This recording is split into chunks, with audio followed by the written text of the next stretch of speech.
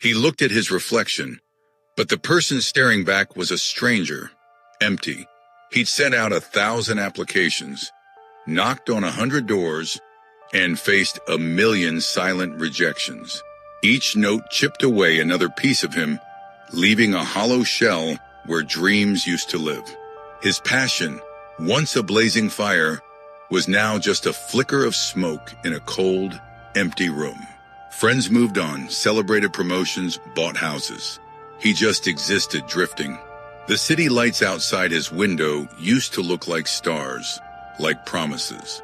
Now they just mocked him, highlighting the darkness inside. He remembered the day he started, the sketchbook filled with vibrant colors and impossible designs. He was going to build worlds, create art that breath. But the world didn't want his art. It wanted conformity. It wanted spreadsheets. It wanted him to be someone else. He tried. He put on the suit, learned the jargon, and died a little inside with every interview. They called him unrealistic, inexperienced, not the right fit. The rejections blurred into one long, monotonous hum of failure. The lowest point wasn't a dramatic event. It was a quiet Tuesday morning. The sun was shining, birds were singing, but he couldn't feel any of it. He was staring at a rejection email, the 1,001st one. It wasn't the words that broke him. It was the indifference. He was just another number, another file to be closed. He closed his laptop, walked over to his easel, and saw the canvas he'd abandoned months ago. It was blank, pristine, and terrifying. He couldn't remember the last time he'd picked up a brush. The fear of creating something nobody wanted was heavier than any rejection letter. He slumped to the floor, the silence of the apartment amplifying the screaming in his head. It was over. The dream was dead. He sat there for hours, surrounded by the ghosts of his former self. His phone buzzed. A notification from a long-forgotten art form. A message from a stranger. It was a simple question attached to a picture of his old forgotten work he'd posted years ago. Did you ever finish this series? It asked just that. No praise, no critique, just a simple, genuine question.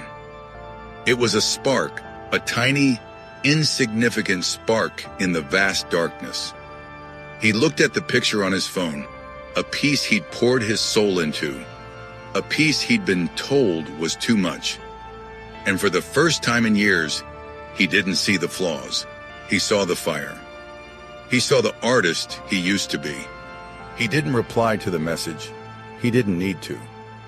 He stood up, walked to the canvas, and picked up a brush. His hand trembled, not with fear, but with anticipation. He squeezed a tube of paint, a vibrant, defiant red. He made a single stroke, then another and another. He painted through the night, not for an audience, not for a job, but for himself. The colors bled together, creating something new, something raw and honest. He wasn't just painting on a canvas, he was reclaiming his own. He painted his frustration, his despair, his hope. The sun rose, filling the room with golden light, revealing a masterpiece born from ruin. He worked for weeks, fueled by something more potent than coffee. He tore up the rejection letters and used them as texture in his art.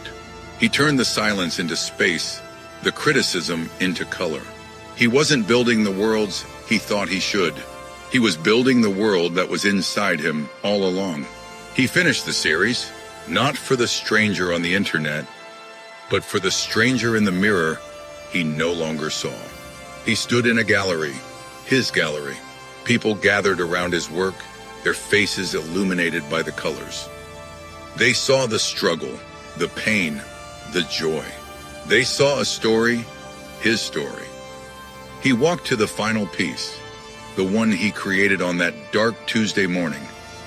It was a chaotic symphony of color with a single clear focal point, a tiny, almost imperceptible spark of white at its very center. He finally understood. Rejection isn't a verdict. It's a redirection. Your lowest point is not the end of your story. It's where you find the ink to write the next chapter. Don't let the world tell you who you are. Show them.